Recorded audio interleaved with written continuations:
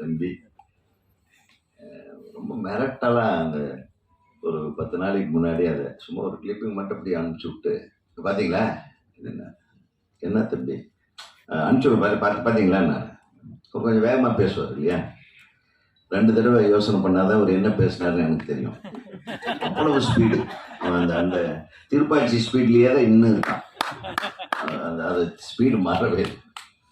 அப்புறம் உடனே பார்த்தா மிரண்ட உண்மையில அப்படி ஒரு ஹை ஸ்பீட்ல அப்படி போட்டு டேய் எப்ப நடிச்சடா தம்பி நீ என்கிட்ட சொல்லவே இல்லையே, இவ்வளவு வேலை பார்த்துருக்க நீ.